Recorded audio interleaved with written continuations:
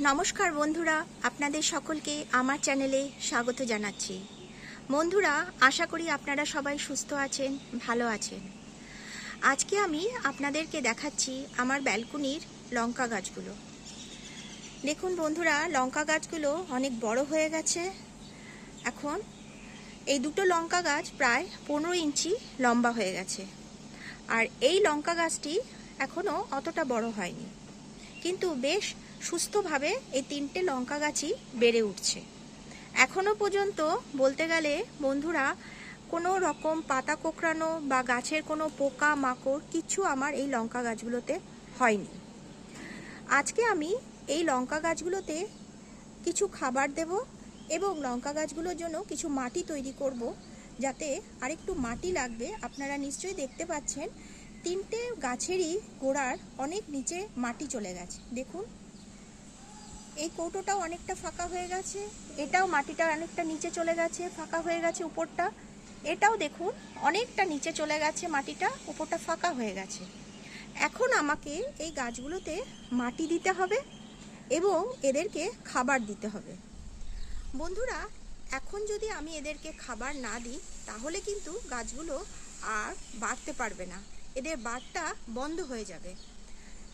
তাই জন্য আজকে আমি আপনাদেরকে দেখাবো এই লঙ্কা গাছগুলোর জন্য কিভাবে খাবার তৈরি করছি, আবার কিভাবে নতুন মাটি তৈরি করছি।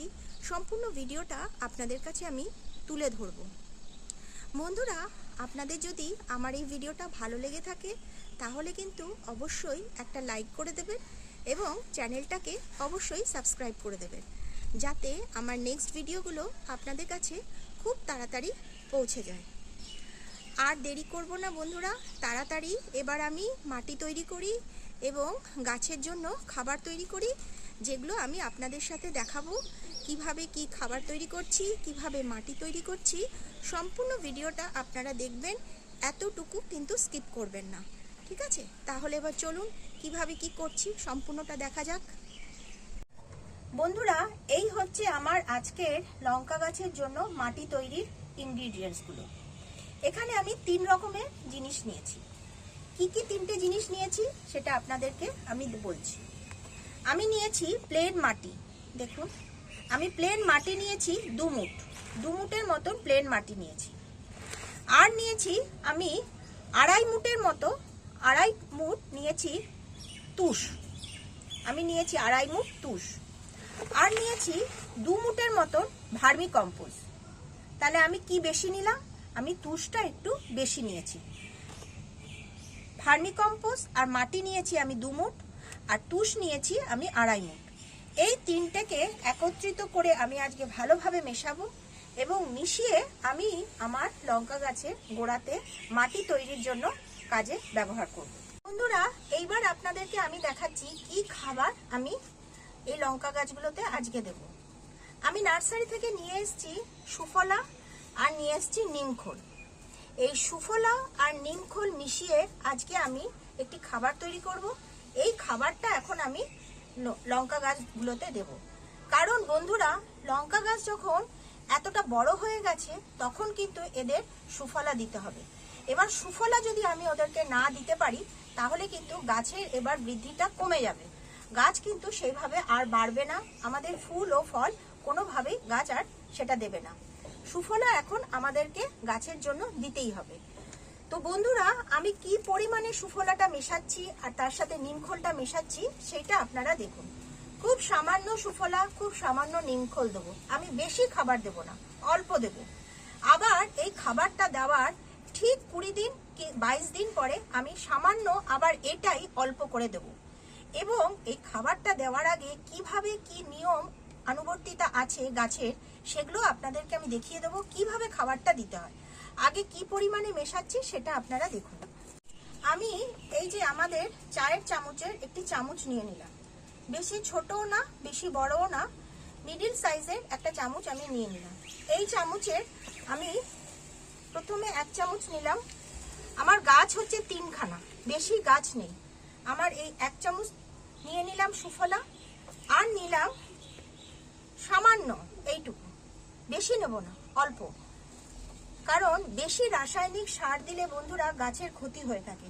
আমি এমনিতেই যে জৈব সারগুলো তৈরি করে থাকি সেগুলো আপনারা আমার ভিডিও থেকে দেখে থাকেন, সেই সারগুলো কিন্তু আমি গাছে দিই। রাসায়নিক সার আমি খুব একটা দিই না, সেই জন্য খুব কম পরিমাণ দেওয়াই রাসায়নিক সার উচিত, কারণ মাটির ক্ষেত্রে রাসায়নিক সার খুব একটা ভালো না। আমি 1 চামচ আর অল্প সামান্য আমি সুফলা দিয়ে দিলাম। এবার দিয়ে দিলাম নিমখোল। আমি নিমখোলটা খুবই প্রেফার করি, কারণ এই নিমখোলটা মাটিতে দিলে মাটির যদি কোনো পোকামাকড় থাকে সেটা চলে যায়। আমি 2 চামচ নিলাম আর অল্প নিলাম নিমখোল, মানে 2.5 চামচ। আমি 2.5 চামচ নিলাম নিমখোল আর 1 চামচ আর অল্প একটু নিলাম সুফলা। এই পরিমাণে আমি এটাকে ভালোভাবে মিশিয়ে নিচ্ছি। এটাই হচ্ছে আমার আজকের এই 3টে লঙ্কা গাছের খাবার। এটাকে আমি কিভাবে দিচ্ছি সেটা আপনারা এবার দেখুন।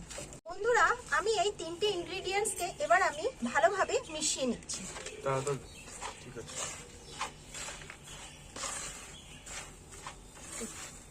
ভালো করে আমি মিশিয়ে নিলাম। এইবার আমি কিভাবে গাছে দিচ্ছি সেটা দেখুন।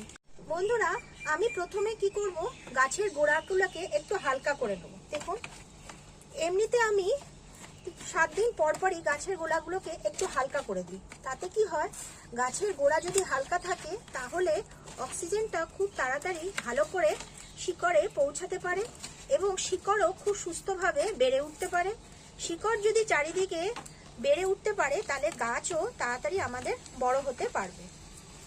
দেখুন, এই গাছে যে ঘাস টাসগুলো উঠেছে সেগুলো আমাদের ফেলে দিতে হবে এবং 3টে গাছকে ভালোভাবে আমি কুড়িয়ে নেব। আজকে আমি খাবার দেব বলে গাছে আমি কালকেই জল দিইনি। আর এমনি লঙ্কা গাছে কিন্তু বেশি জলের প্রয়োজন হয় না, খুব সামান্য জল লাগে।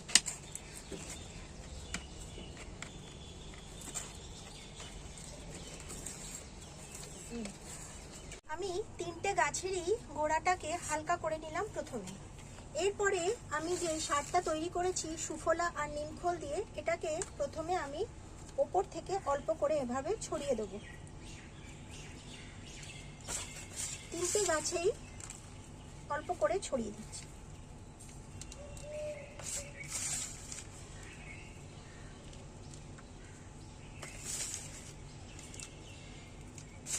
যে পরিমাণে আমি মিশিয়েছি এটা 3টে গাছের পক্ষে যথেষ্ট।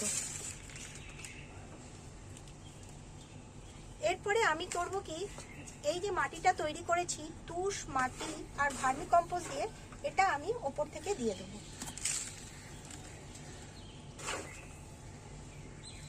তিনটে গাছেই আমি ওপর থেকে সমান করে চারপাশ দিয়ে দেব।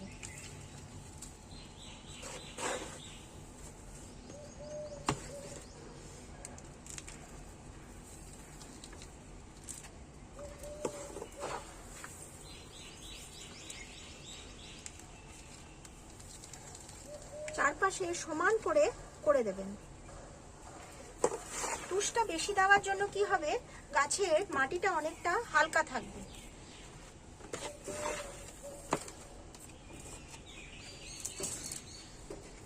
দেখুন বন্ধুরা, আমি সব গাছগুলোতেই সমান করে চারপাশে আমি দিয়ে দিচ্ছি, কারণ এখন মাটিটা দেওয়ার খুবই দরকার ছিল, কারণ কৌটো থেকে অনেকটা নিচে মাটিগুলো সরে গেছে, নিচে নেমে গেছে।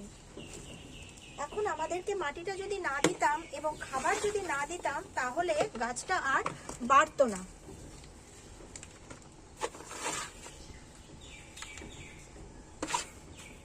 সম্পূর্ণটাই আমি দিয়ে দিলাম।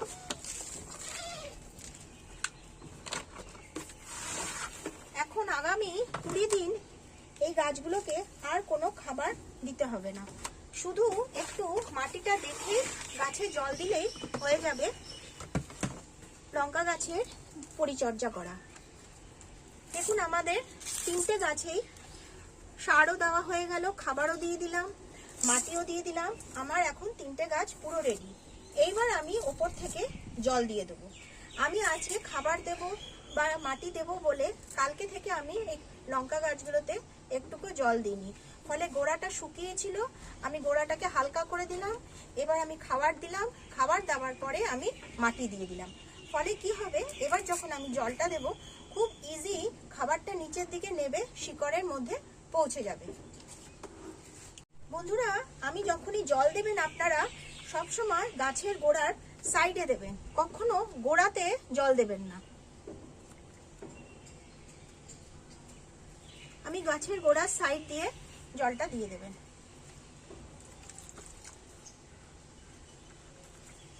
তিনটে গাছেরই সাইড দিয়ে আমি জল দিয়ে দিলাম। তো যেদিন জল দেবেন ভর্তি করে ভালো করে জল দিয়ে দেবেন, তাহলে আগামী দুদিন আর জল দিতে হবে না। ভালো করে জল দিয়ে দেবেন।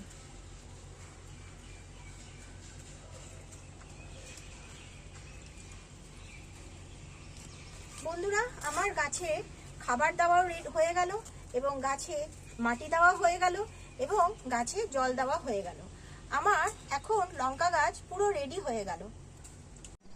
বন্ধুরা, আপনারাও আপনাদের লঙ্কা গাছগুলোকে এইভাবে পরিচর্যা করুন, দেখবেন আপনাদের বাড়ির লঙ্কা গাছগুলো হয়ে উঠবে সুস্থ এবং এতটাই বড় এবং সুন্দর হয়ে উঠবে। আজকের আপনাদের কাছ থেকে ধন্যবাদ জানিয়ে এইভাবে আমি আমার ভিডিওটা শেষ করছি।